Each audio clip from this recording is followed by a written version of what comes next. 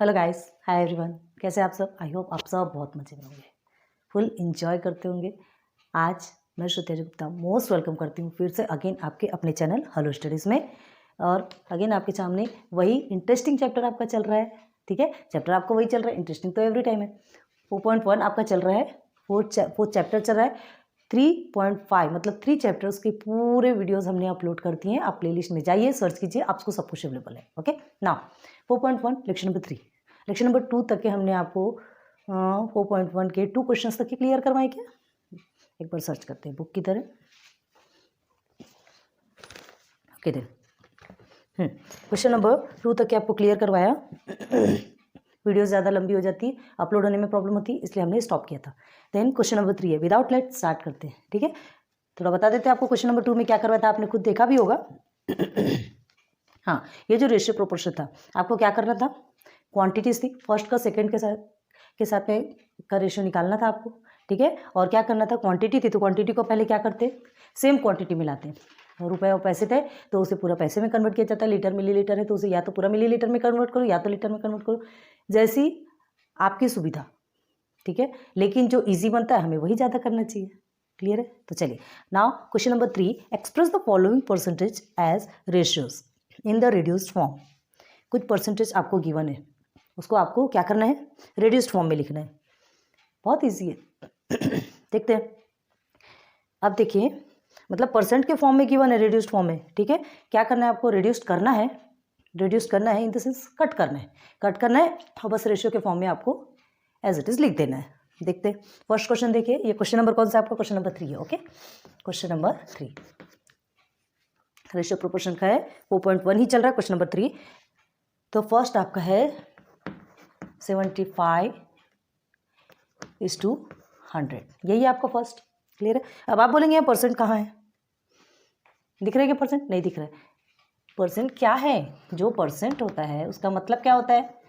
एक परसेंट का मतलब ही 100 होता है। तो ये 75/100, 75% का मतलब कैसे लिखेंगे? 75/100 ही लिखेंगे ना। तो ये परसेंट के फॉर्म में हुआ कि नहीं हुआ? ठीक है, तो ये ऑलरेडी आपको कुछ भी करने की जरूरत नहीं। आपकी कितनी बड़ी हेल्प की हुई है यहाँ पे कि एज इट इज़ आपको गिवन है, सिर्फ और सिर्फ रिड्यूस करना है और सॉल्व कर देना है। अब आप अगर सिंपल वे में कर सकते हैं, चलिए लिखिए, इसे इस तरह से लिख सकते हैं। ठीक है, लिख सकते हैं। अब रिड्यूस कीजिए, तो रिड्यूस करने के लिए कौन से टेबल से ये जाएगा?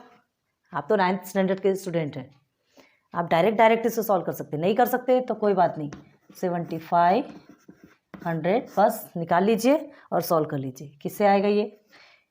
अगर सिंपल वे में देखेंगे तो ये आपके किसी टेबल में आता है, 25 के टेबल में आता है। 25 में 75 कितने बार में आता है? 25 3 से 75 है ना। और 100 कितने टाइम्स में आता है? 4 टाइम्स में। तो सीधे सीधे 3/4 आएगा, 3/4 आएगा। ठीक है, और 3:4 आएगा। लेकिन अगर आपको नहीं जमता है तो आप क्या करेंगे? निकाल लीजिए, 5 से सॉल्व करेंगे पहले। ठीक है, prime numbers short prime number से लिया जाता है। ये 3 से तो जाएगा नहीं, क्या करेंगे आप? 5 से करेंगे। 5 1 से 5 एंड 5 मतलब 5, हाँ ठीक है।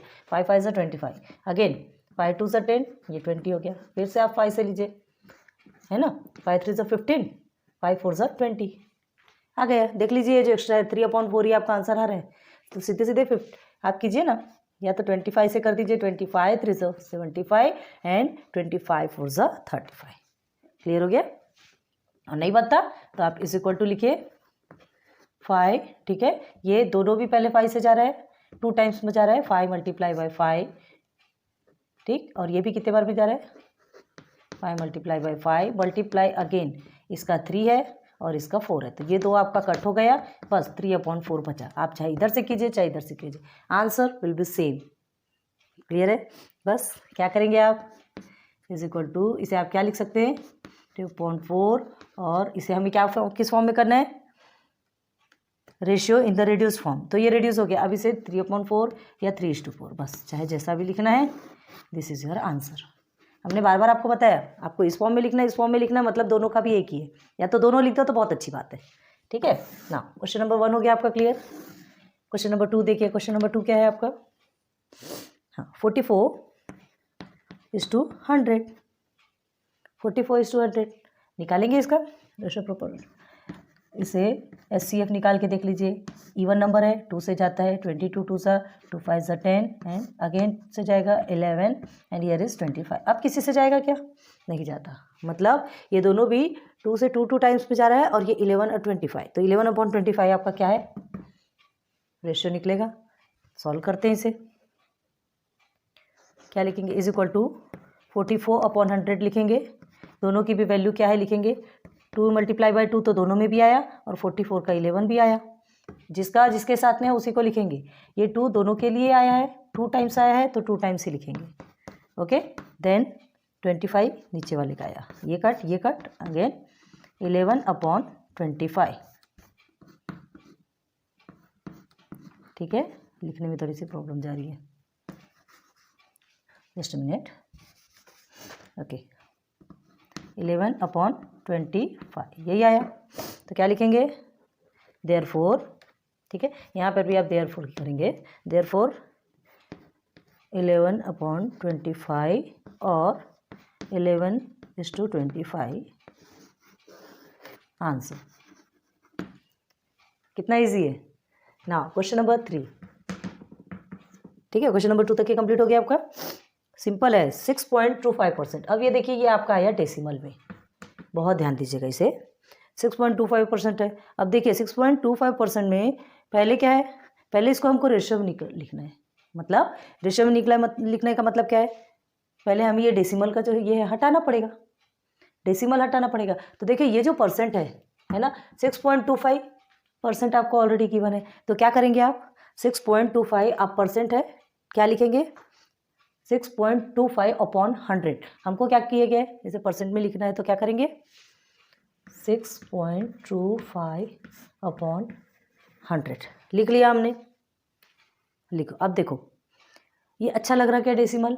नहीं लग रहा, डेसिमल अच्छा नहीं लग रहा, तो डेसिमल को हटाने के लिए क्या करते हैं, ये देखिए ये ऑलरेडी परसेंट में आपको गिवन है, आपके टेक्स्ट बुक में ही गिवन है, तो इस परसेंट का मतलब क्या हो गया, ये परसेंट हमने हटाया, इस परसेंट का मतलब 100 हुआ।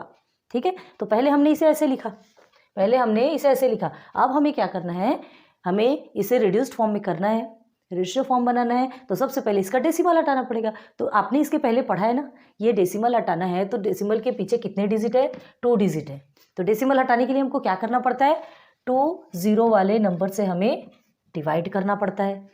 पढ़ा है आपने, है ना, अभी ही पढ़ा है, ध्यान रखिए। आपको शायद चैप्टर 2 में हमने करवाया, किसी में तो भी करवाया, याद नहीं है हमें, लेकिन आपने किया है, हमने करवाया तो हमें याद है। अगर आपने सिंसियर होकर के देखा होगा, पूरा लेक्चर वीडियो देखा है, तभी आपको समझ में आएगा। तो देखो ये डेसिमल हटाने के लिए हमें कोई 2 0 वाले नंबर से मल्टीप्लाई, मतलब 100 से, अगर डेसिमल के पीछे 1 डिजिट रहता है तो 10 से डिवाइड करते हैं डेसिमल हटाने के लिए, डेसिमल के पीछे 2 डिजिट रहता है तो 100 से डिवाइड करते हैं, 3 डिजिट रहता है तो 1000 से डिवाइड करते हैं। पढ़ा है ना आपने, याद है? तो चलिए ये 2 डिजिट है, अब हमें ये डेसिमल को हटाना है, तो क्या करेंगे, हम क्या करेंगे, 625 लिखेंगे अपॉन में 100 मल्टीप्लाई बाई अगेन 100। अब ये देखिए ये 100 कहाँ से मत बोलेगा, ये 100 आपका ऑलरेडी क्या है, ये परसेंट का 100 है, और ये 100 आपका डेसिमल हटाने वाला 100 है। हो गया क्लियर? बस ना, अब सॉल्व करेंगे इसे, बहुत ध्यान देना। तो इसे सिंप्लीफाई करेंगे, तो सिंप्लीफाई करने के लिए कैसे करेंगे, इसको आपको पता है कि 25 के टेबल से जाएगा, ये 25 का क्या है, 25 जो 625 होता है, 25 का स्क्वायर कहलाता है ये।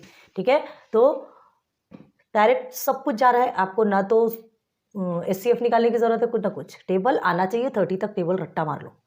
25 4 से 100 होता है, एंड 25 से 625 होता है, अगेन 25 1 से 25 4 से 100। हो गया क्लियर? चलिए अब क्या आएगा आपका आंसर, 1/4 4 से 16 आया।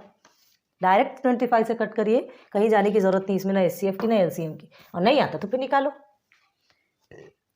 अब देखो किसी किसी का माइंड कम रहता है, किसी का ज़्यादा रहता है, लेकिन इतना भी नहीं होना चाहिए कि आप 25 30 तक का टेबल ना कर सके। 20 एटलीस्ट 5 10 एंड 15 20 25 ये जो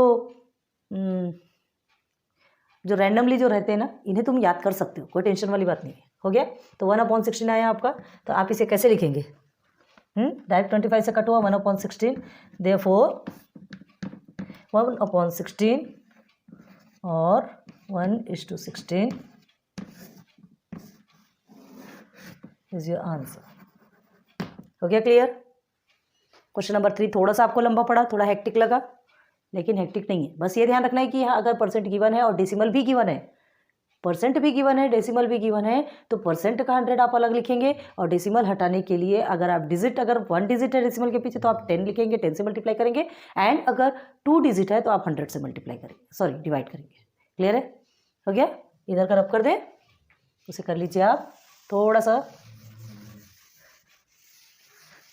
अब आगे देखिए क्वेश्चन नंबर 4, क्वेश्चन नंबर 3 का ही क्वेश्चन नंबर 4 है आपका, ठीक है? क्या है क्वेश्चन? 52:100। पता, अब इसमें भी तो ऑलरेडी गिवन है ना? ये परसेंट, अब इसे कैसे लिखते हैं? 52/100, ये भी परसेंट में ही, इसे कुछ करने की ज़रूरत है नहीं, बस इसे सॉल्व करेंगे। अब देखिए दोनों भी इवन नंबर है, एक बार करके देख सकते हैं, आपको डायरेक्ट कर सकते हैं, कर लीजिए, सॉल्व हो जाएगा। 2 से जिसको डायरेक्ट कट करते आता है ना वो कर सकता है, लेकिन जो नहीं कर सकता ना, चलो निकाल लो। ये 52 है और ये आपका 100 है, ठीक है? 2 से करेंगे, चलिए 2 2 से 4 एंड 2 6 से 12, ओके। देन 2 5 से 10, ये हो गया 50। अगेन 2 से जा सकता है, क्या होगा ये? 2 1 से 2, 2 3 से 6, ये 2 25 से। अब ये 13 है और 25 है, किससे जाएगा? 13 प्राइम नंबर है, 25 जाता है एक नंबर से, 25 5 से जाता है आपका, लेकिन ये तो नहीं जा रहा ना बस ब्रेक लगा दो। नाउ लिखेंगे 2 मल्टीप्लाई बाय 2 मल्टीप्लाई बाय 52 का क्या है? 13। अगेन 2 मल्टीप्लाई बाय, आपको सोच रहे होंगे 2 2 टाइम्स 2 क्यों लिख रहे हैं भाई? ये 2 से ये भी सॉल्व हुआ है, ये 2 से ये भी सॉल्व हुआ है, तो दोनों का अलग अलग तो लिखेंगे ही ना। हम एक साथ दोनों का डिवाइडेशन कर रहे हैं, SCF निकाला है हमने, ठीक है? ये 25 100 का लिख लेंगे, हो गया। ये 2 2 कट, ये 2 2 कट, बचा क्या? 13/25।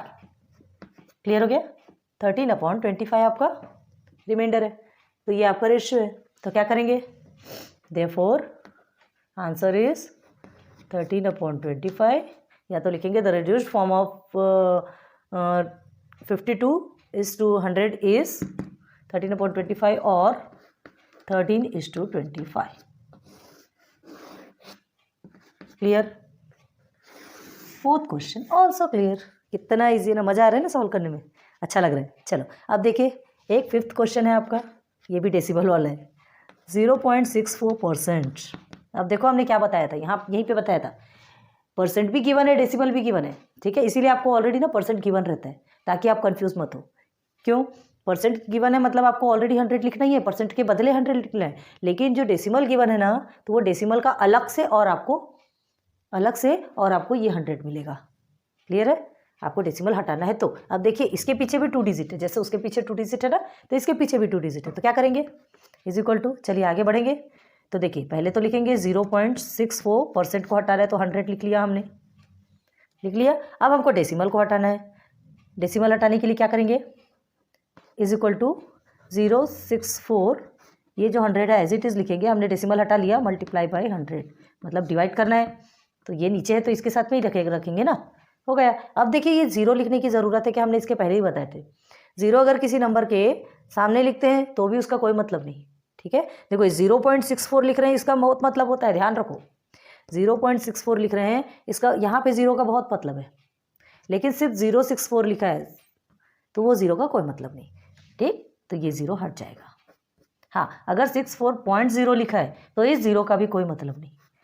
ध्यान रखना कहाँ कहाँ पे 0 की वैल्यू कहीं से, नहीं तो आप ऐसे ही हटा देंगे, ये 0 को ऐसे ही हटा दिए तो मतलब आप 0 नहीं लिए, डेसिमल तो है, डेसिमल के पीछे का तो आपको नंबर चेंज करना ही पड़ेगा ना, है ना? तो क्या करना है, ये आपने 100 लिख लिया डेसिमल को हटाने के लिए, हो गया।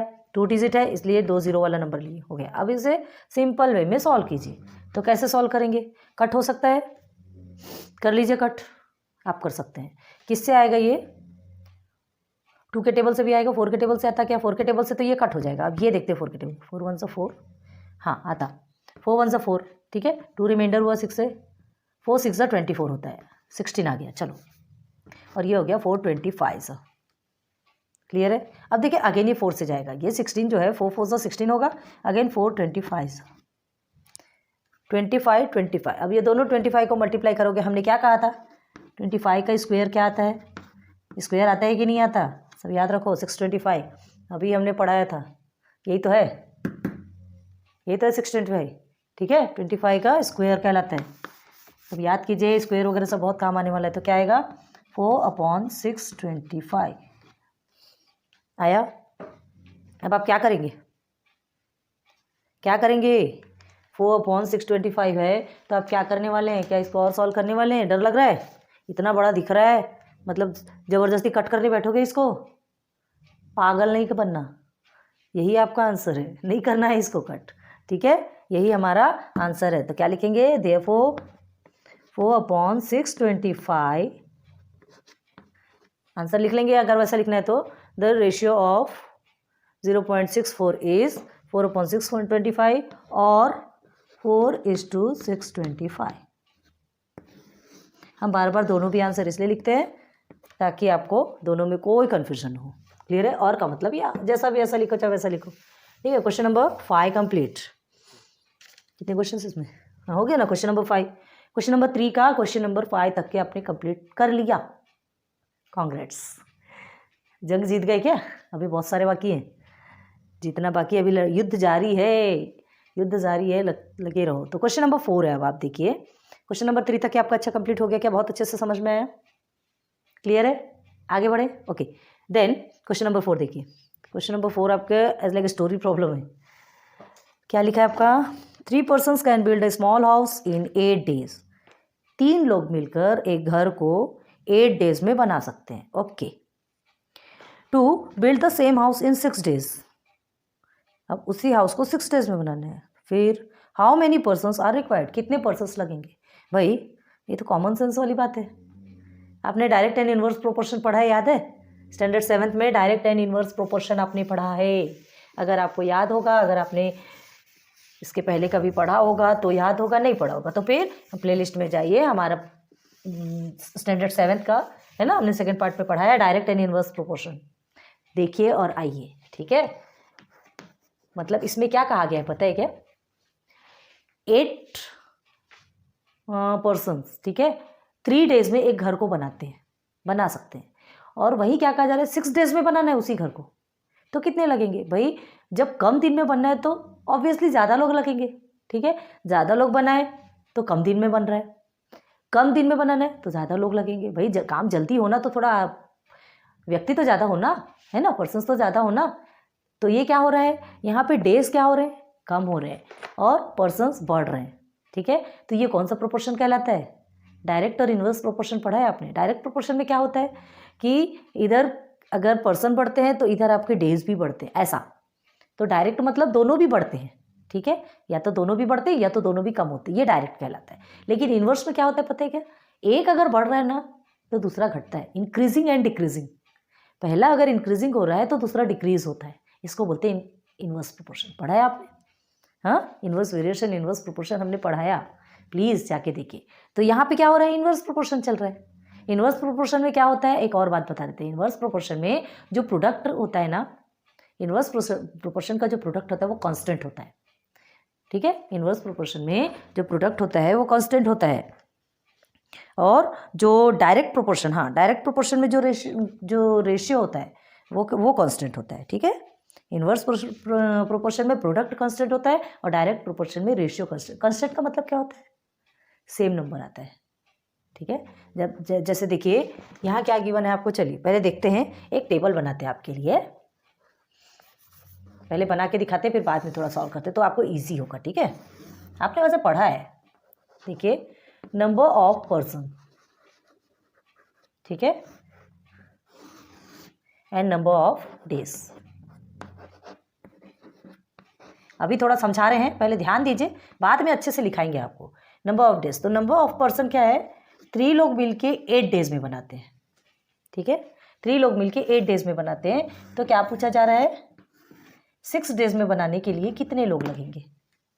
कितने लोग लगेंगे? भाई ज़्यादा लोग लगेंगे, ज़्यादा लोग लगेंगे तभी कम दिन में बनेगा। तो देखो क्या हो रहा है, ये कम हो रहा है और ये बढ़ रहा है, 3 4 और 3 और 4 5 6 7 8 9 ऐसे बढ़ेगा ना। और ये क्या हो रहा है, 8 और उसके बाद फिर इधर 6 है, छोटा नंबर आ गया, 6 है, 6 days में बनाना है तो ज़्यादा लोग लगेंगे। कितने ज़्यादा लोग लगेंगे? अब ये 3 से ज़्यादा लोग तो लगेंगे। 8 days में बनाना है तो कम लोगों ने मिलकर बना लिया। अब ये कितने ज़्यादा लोग लगेंगे? तो आपसे क्या पूछ रहा है, ये आपका इन्वर्स प्रोपोर्शन हुआ। इनवर्स प्रोपोर्शन, ये आपका डिक्रीजिंग चल रहा है, ये आपका इंक्रीजिंग चल रहा है। क्लियर है? ये डिक्रीजिंग चल रहा है, ये इंक्रीजिंग चल रहा है। तो इस प्रोपोर्शन में क्या होता है, इनका जो प्रोडक्ट होता है ना वो कांस्टेंट होता है। कांस्टेंट मतलब क्या होता है, हमने आपको बताया ना, कांस्टेंट मतलब दोनों का जो प्रोडक्ट रहेगा, प्रोडक्ट मतलब समझते हैं ना, मल्टीप्लाई करने के बाद जो आंसर आता है वो सेम होगा। अब देखिए इसका कितना है, 8 3 कितना है 24, 8 3 24, मतलब इसका भी आंसर आपका 24 ही आएगा। तो एक कॉमन सेंस लगा लीजिए, 6 के टेबल में कितने बार में 24 आता है, कॉमन सेंस वाले बात बता रहे, फिर सॉल्व करके बताएंगे ना। 6 के टेबल में कितने बार में 24 आता है, 6 4 24, मतलब आपका आंसर यहाँ पे क्या आएगा, 4 आएगा। कितना शॉर्टकट ट्रिक बताया हमने। ये चीज़ आप एकदम माइंड में बिठा लो कि इनवर्स प्रोपोर्शन में जो प्रोडक्ट होता है वो कांस्टेंट होता है, ठीक, और डायरेक्ट प्रोपोर्शन में रेशियो कांस्टेंट होता है। ठीक है, ये चीज़ को याद रखो तो आप जल्दी कर पाओगे, अदरवाइज फिर तो कोई बात ही नहीं। तो चलो अब ये होगा, ठीक है, ये दोनों भी हो गया। अब ये कैसे सॉल्व करेंगे, लॉजिक बहुत ध्यान देना है। ये चीज़ हमने बता दिया आपको, ठीक है, कि 6 डेज है तो ज़्यादा लोग लगेंगे, 8 डेज है तो कम लोग करें। ये तो कम लोग तो आपको ऑलरेडी आपको मिला हुआ है, तो हमने सिंपल वे में आपको आंसर ही बता दिया, सब कुछ बता दिया, लेकिन हमको लिखना कैसे, लॉजिक तो क्लियर हुआ ना, लॉजिक क्लियर हुआ आपको, इनवर्स और डायरेक्ट का लॉजिक क्लियर हुआ। डायरेक्ट किसको बोलते पता है, जैसे ये आपका ये बढ़ेगा तो ये भी आपका बढ़ेगा, ठीक, और अगर ये घटेगा तो ये भी आपका घटेगा, मतलब ये दोनों भी सेम सेम चलेंगे।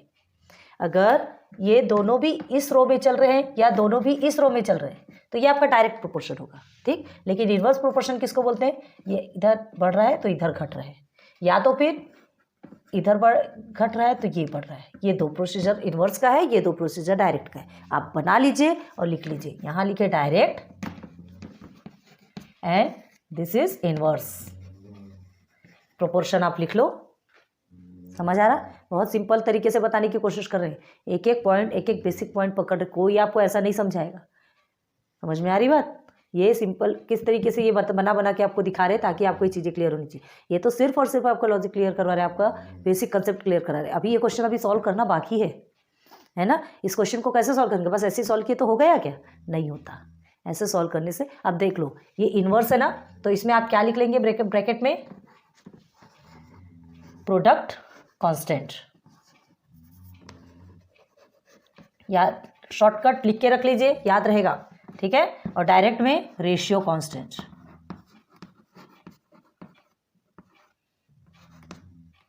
क्लियर,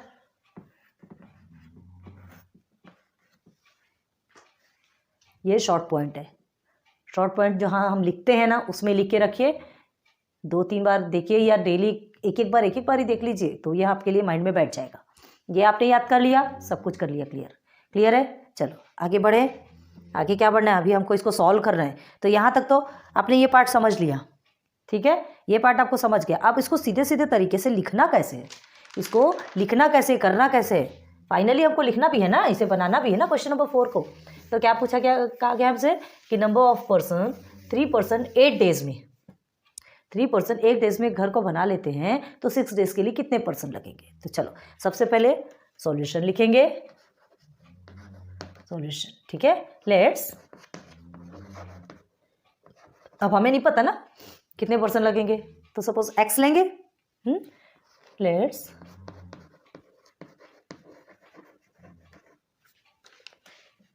द पर्सन्स रिक्वायर्ड, कितने लोगों लगना है अपने को तो मालूम नहीं, to build the same house, उसी हाउस की बात चल रही ना, उसी घर को बनाना है in 6 days, okay. Be x, the person required to build the same house in 6 days be x, ठीक है। मतलब जो 6 डेज में जितने पर्सन बनाएंगे हम उनको एक्स मान लिए, नहीं पता हमको कितना बनाना है भाई, निकालेंगे तब तो आएगा। तब अब इसके बाद आप अभी जो हमने आपको बॉक्स बताया था ना, वो बॉक्स बनाएंगे, एकदम सिस्टमेटिक तरीके से लिखेंगे, नंबर ऑफ पर्सन्स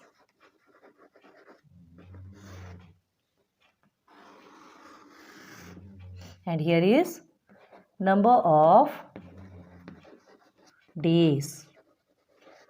क्लियर हुआ? चलो, अब number of persons 3 persons 8 days में, यही है। तो x पर्सन्स 6 डेज में, यही हमने अभी सपोज लिया है, x से सपोज लिया है ना। तो ये हमारा बॉक्स बन के रेडी। ठीक है, तो the number of persons and the number of days required, देखो मतलब कौन सा प्रोपोर्शन है हमको बताना है। डायरेक्ट आप लिख सकते हैं कि this is the example of inverse proportion, ऐसा भी लिख सकते हो।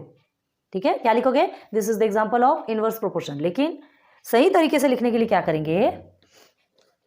Therefore the number of persons and number of days,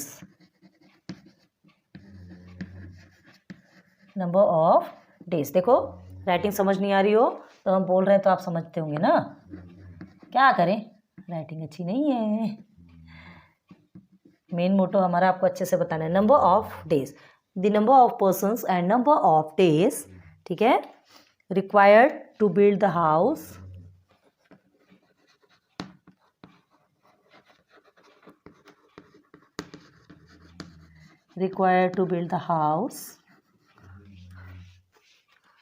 are in, यहाँ पे लिखो इनवर्स प्रोपोर्शन।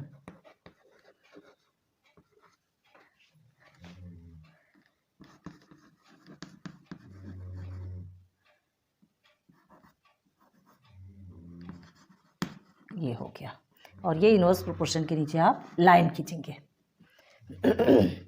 समझ आ रहा है?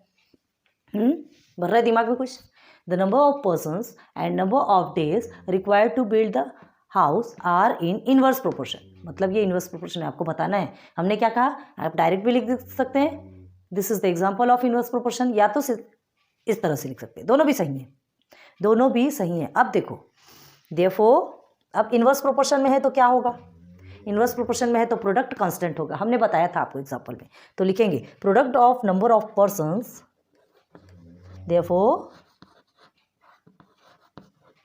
Product of number of persons and number of क्या? डेज। दोनों का प्रोडक्ट कैसे निकलेगा?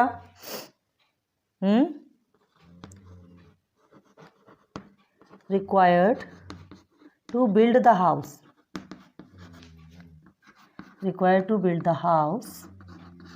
कैसा रहेगा? दोनों भी कांस्टेंट रहेगा ना। तो इज कांस्टेंट। अब इसमें भी आप लाइन खींचेंगे, ये दोनों अच्छे से दिखना चाहिए, इनवर्स प्रोपोर्शन और कांस्टेंट, बहुत अच्छे से आपका दिखना चाहिए। समझ में आ रहा? हार्ड तो नहीं लग रहा? हार्ड बिल्कुल नहीं है, बिल्कुल हार्ड नहीं। बस इसमें कैसा है, अब थोड़ा स्टोरी प्रॉब्लम जैसा रहता है तो उसे सिस्टमेटिक स्टोरी जैसा लिखना भी पड़ता है, जैसा क्वेश्चन वैसा आंसर। क्लियर है? तो यहाँ तक के समझ में आ गया? कांस्टेंट है, ये हो गया। अब देखो कोई लिखे या ना लिखे आप उस पर मत जाइए, आपको ये सिस्टमेटिक लिखना है। अभी आप 9th के स्टैंडर्ड के स्टूडेंट हैं, 10th में जब आप जाएंगे ना, तो जब तक आप इस तरह से नहीं लिखेंगे सिस्टमेटिक, आपके मार्क्स कट हो जाएंगे। सो प्लीज़ हमें नहीं बोलना फिर, ठीक है? आपको ये चीज़ें ऑलवेज याद रहेंगी। इनवर्स प्रोपोर्शन है तो कांस्टेंट है, ऑलवेज याद रहेगी। ओके देन, देयरफॉर, अब देयरफॉर में क्या लिखेंगे? x इंटू 6 लिखेंगे, x इंटू 6। आप इसे पहले लीजिए, मतलब एक ही है, is equal to 3 multiply by 8 हो गया। चलिए देन 6x हो गया आपका, ये 3 मल्टीप्लाई बाई 8। अब ये जो x है, हमको x की वैल्यू निकालना है ना, देयरफॉर ठीक है, 3 मल्टीप्लाई बाई 8 अपॉन 6। ये जो 6 है कहाँ चला जाएगा? मल्टीप्लिकेशन में, डिवाइडेशन में चला जाएगा। ठीक है, हमको वैल्यू निकालना है। Therefore x is equal to क्या निकलेगा? देखिए 3 1 सा 3 होता है, 3 2 सा 6 होता है, 2 1 सा 2 एंड 2 4 सा 8। हमने क्या कहा था आपसे? प्रोडक्ट कांस्टेंट होता है। आपको सिंपल वे में यहीं पे आप आंसर निकाल सकते हैं। आ गया x इज इक्वल टू 4, आ गया। अब आपको क्या लगेगा? आपको ये लगेगा कि हमने आपको तो 24 बताया था, यहाँ पर तो आंसर 4 आया।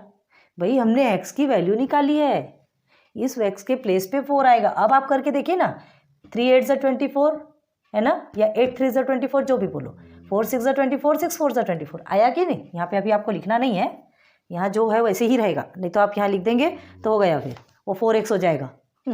ठीक है, तो आपकी x इक्वल टू क्या आया? 4 आया, आंसर आया। अब क्या लिखेंगे? तो आंसर लिखेंगे आप, देयरफॉर क्या लिखेंगे? 4 persons आर रिक्वायर्ड। थोड़ा हिल रहा है क्या? आपको अच्छा समझ नहीं आ रहा क्या? क्यों डिस्टर्ब हो रहा? To build the house. बस यहीं तक का आपका आंसर है। अब देखो, नोट डाउन करो, समझ में आ गया ना कितने अच्छे से हमने बताया? एक बार नोट डाउन कर लीजिए जल्दी से, फिर से समझा देंगे। समझ आया कि एक बार फिर से समझा? देखो क्या दिया है इसमें, नंबर ऑफ पर्सन्स आपके 3 है।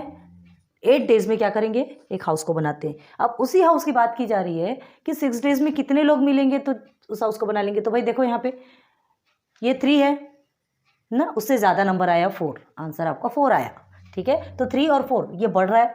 ठीक है, 8 और 6 ये घट रहा है, ये घट रहा है, ये उल्टा जा रहा है, ये सीधा सीधा जा रहा है, घट रहा है और बढ़ रहा है। ठीक है, इंक्रीजिंग एंड डिक्रीजिंग। तो हमने क्या बोला था? इंक्रीजिंग, एक साइड इंक्रीजिंग एक साइड डिक्रीजिंग है, तो आपका इन्वर्स प्रोपोर्शन रहेगा। इन्वर्स प्रोपोर्शन में ऑलवेज याद रखिए कि वो कांस्टेंट होता है। कांस्टेंट इन द सेंस आपका जो प्रोडक्ट होता है, ठीक है, यहाँ पर्सन और डेज का प्रोडक्ट लेंगे, पर्सन और डेज का जो प्रोडक्ट रहेगा वो दूसरे पर्सन और डेज से दूसरे पर्सन और जो डेज है जो भी है, तो वो उसका इक्वल होगा। कांस्टेंट मतलब सेम होगा। क्लियर है? और वैसे ही डायरेक्ट प्रोपोर्शन में क्या होता है? डायरेक्ट प्रोपोर्शन में रेशियो कांस्टेंट होता है।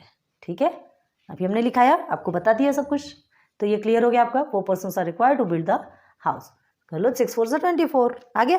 चलो क्वेश्चन नंबर 4 कंप्लीट। अब देखते हैं क्वेश्चन नंबर 5 करेंगे, कर लेंगे कि नहीं? हाँ, एक बार देखते हैं कहीं टाइम ज़्यादा तो नहीं हो रहा, नहीं तो वीडियो चली जाएगी। ओके, चलो करते हैं क्वेश्चन नंबर 5। देखो क्वेश्चन नंबर 4 समझ में आना, थोड़ा लंबा था लेकिन बहुत अच्छा क्वेश्चन था। इसमें कितनी सारी चीज़ें सीखने को मिली हमको इन्वर्स और डायरेक्ट प्रोपोर्शन की, है ना? बहुत सारी चीज़ें सीखने को मिली, बहुत सारी बातें समझने को मिली कि ज़्यादा लोग रहेंगे तो कम दिन में काम होगा, कम लोग रहेंगे तो थोड़ा ज़्यादा दिन लगेगा। अब ये तो होगा ही ना। चलो, बड़बड़ा नहीं रहे, समझा रहे हैं आपको ना। क्वेश्चन नंबर 5 देखो, convert the following ratios into percentage. It's too easy question guys, बहुत ईजी है। सिर्फ आपको क्या करना है? फॉलोइंग रेशियोज को परसेंटेज में चेंज करना है। अभी आपने क्या किया? परसेंटेज वाले को रेशियो फॉर्म में लिखा, बस अब रेशियो के फॉर्म को परसेंटेज में चेंज करना है। कुछ भी नहीं है, कुछ भी नहीं है। चलो देखते हैं इसे सॉल्व करते हैं। याद है ना आपको? आप ना स्कूल में भी आप अपने करते आए, क्या है, स्कूल में परसेंटेज निकालते हैं ना, आप अपना परसेंटेज निकालते हैं कि नहीं? तो वो जो परसेंटेज निकालते हैं कैसे निकालते हैं? समझ लीजिए आपको टोटल आउट ऑफ कितना 500 है, 500 आपका टोटल मार्क्स है, मतलब आपका मार्क्स नहीं, आपको 500 मार्क्स के क्वेश्चंस आए थे सारे सब्जेक्ट्स को मिला के। ठीक है, सारे सब्जेक्ट्स को मिला के आपका 500 हुआ टोटल, और आपको उसमें आया 350। चलो, उस 500 में आपको टोटल करके 350 आया। आप परसेंट कैसे निकालते हैं? आप अपने स्कूल में निकालते हैं कि नहीं? 100 से मल्टीप्लाई करते हैं, करते हैं। ठीक है, 100 से मल्टीप्लाई करते हैं 100% से, तो क्या निकलता है आपका? ये कट गया, ये कट गया, या तो सीधे सीधे काटो ना इसे। 100 1 ज़ा 100, 100 5 ज़ा 500। अब 5 1 ज़ा 5, 5 7 ज़ा 35, और ये 0 निकल गया आपका 70%। ठीक, आपको 70% ऐसे ही निकालते हैं ना आप अपने एग्जाम में। एग्जाम के जो रिजल्ट आपको जो आता है तो ऐसे ही परसेंटेज निकालते हैं, और कोई तरीका है क्या? ऐसे ही निकाल, बस यही करना है यहाँ पर भी। चलो देखते हैं। देखो फर्स्ट क्वेश्चन क्या दी, क्वेश्चन नंबर कौन सा? ये question number 5। Okay, question number 5 का फर्स्ट क्या है? 15:25 रेशियो में गिवन है आपको, रेशियो प्रोपोर्शन में गिवन है। इसको आपको किस में चेंज करना है? परसेंटेज में लेना है। तो ठीक है, अब इसे विद परसेंट लेना है, 100%। ठीक है, तो क्या करेंगे? 100% लेना है तो 100 से मल्टीप्लाई करेंगे, तो इज इक्वल टू, इसे कैसे लिखेंगे? 15/25। पहले ऐसे ही लिखेंगे ना, उसके बाद क्या लिखेंगे? Is equal to 15/25 multiply by 100 करेंगे। हाँ, तो ये परसेंटेज आपको साथ में मिलेगा इसमें। 100% आपको परसेंट निकालना है, ये परसेंट आपको साथ में मिलेगा। आ रही बात समझ में? इसको समझ के इसको 100 मत लिख देना अलग से, हाँ, क्योंकि हमने डेसिमल वाले में आपको वो जो डेसिमल हटाने के लिए अलग से 100 बताया था और 1% का 100 अलग था, तो ये परसेंटेज का मतलब अलग से 100 नहीं, 100% ये साथ में ये परसेंट मिला हुआ है। ठीक है, हम परसेंट ही निकाल रहे हैं, तो क्या करेंगे, सॉल्व करेंगे। 25 1 से 25, 25 4 से आपका 100 होता है। ठीक है, तो 15 4 से कितना होता है? हाँ, टेबल आते कि नहीं? 15 4 से 60 होता क्या? नहीं होता, हमें नहीं आता टेबल। 15 4 से 60, ये आ गया आपका 60%। बस यही है आपका आंसर। Percentage of 15:25 is 60%। ठीक है, कैसे लिखेंगे? देयरफॉर परसेंटेज ऑफ, फर्स्ट में ही बताएंगे, बाकी किसी में आंसर नहीं बताएंगे। Percentage of 15:25 is 60% in box. बस हो गया फर्स्ट क्वेश्चन सॉल्व। चलिए सेकेंड क्वेश्चन देखिए क्या है। सेकेंड क्वेश्चन है 47:50। निकालो, करना ही क्या है, 47:50 है। ठीक है, 100 से मल्टीप्लाई कर दीजिए। 51 सा 50, 100% को साथ में रखना, भूलना नहीं। 51 से 50, 52 से 100, तो इज इक्वल टू कितना निकल गया आपका? 47 2 से कितना होता है? अब इसका टेबल तो चलो ठीक है नहीं आता होगा, तो ऐसे कर लीजिए। 2 7 से 14 होता है। ओके, 14 हो गया, 1 कैरी लिया हमने। 2 4 से 8 और ये हो गया 9, हो गया 94%। परसेंट को नहीं भूलना है, ध्यान रखना। आंसर क्या लिखेंगे? Therefore percentage of 47:50 is 94%। हो गया, सेकेंड भी सॉल्व, सेकेंड भी सॉल्व। ना क्वेश्चन नंबर 3 देखो क्या है। Question number 3, 7/10। अब अभी ऑलरेडी अपॉन में गिवन है, आपको कुछ करना ही नहीं है, ऑलरेडी अपॉन में गिवन है, तो क्या करेंगे आप? Is equal to 7/10। ठीक है, मल्टीप्लाई बाय 100 करेंगे। 100%, 100 10 1 10, 10 10 100। ओके, तो कितना आएगा आपको? 70%। हो गया, कुछ भी नहीं है, चिंदी क्वेश्चन है ये तो। क्वेश्चन नंबर 4, मज़ा आ रहा है ना? ऐसे ऐसे मज़ा आते हैं सॉल्व करने में।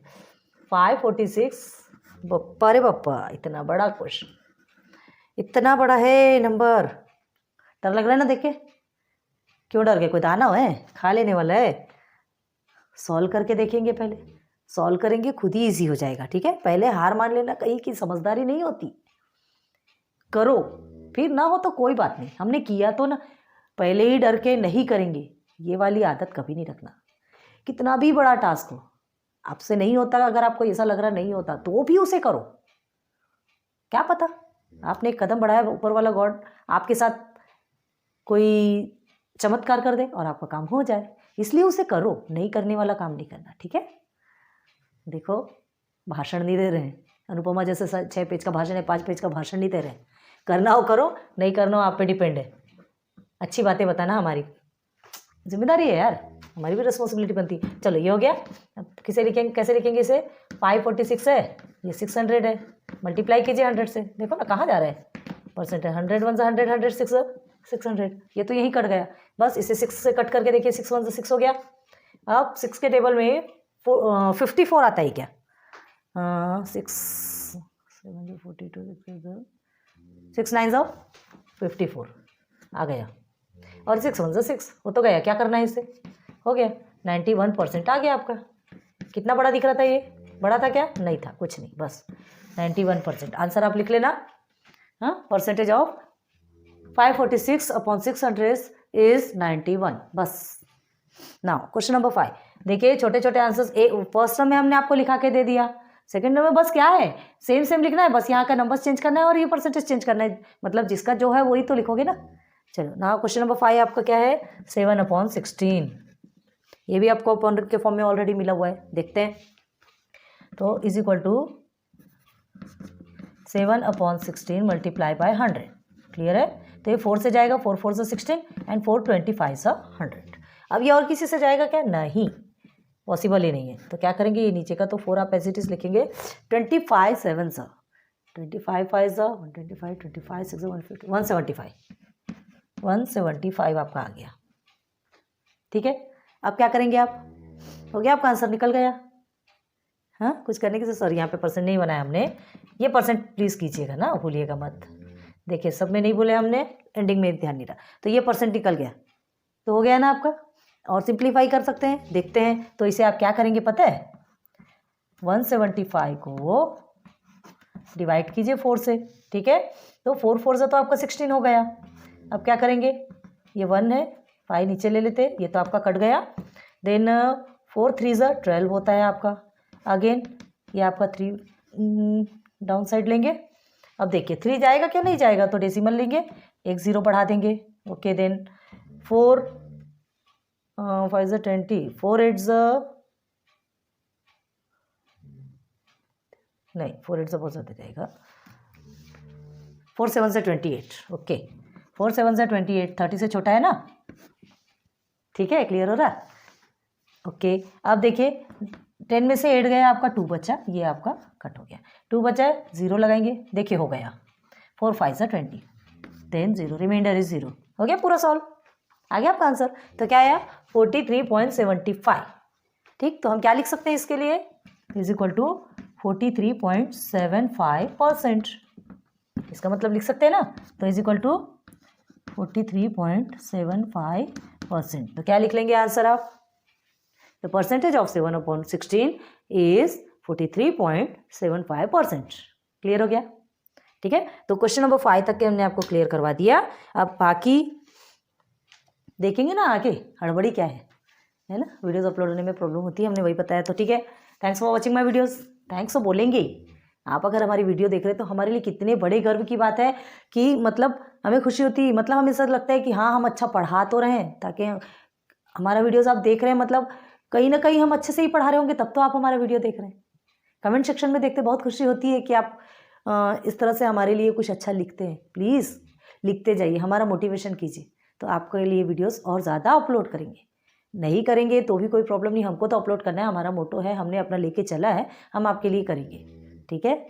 सो प्लीज़ कर दीजिए यार, लाइक सब्सक्राइब शेयर कर दीजिए, तो आपके लिए तो अच्छा ही है। और बेल आइकॉन को प्रेस करेंगे तो सारे वीडियोज़ के नोटिफिकेशन आपके पास मिलना ही मिलना है, ठीक है। सो एक पत्थर अकेन तबीयत से उछालो यारो, देखिए फिर क्षितिज में दरार होती है कि नहीं होती। हिम्मत करो, आगे बढ़ो, बहुत जल्दी सक्सेस मिलेगी, लेकिन उसके लिए हिम्मत करना जरूरी। एक कदम आगे बढ़ाइए, ऊपर वाला आपके लिए 10 कदम आगे बढ़ाता है, ठीक है। So good luck and good bye.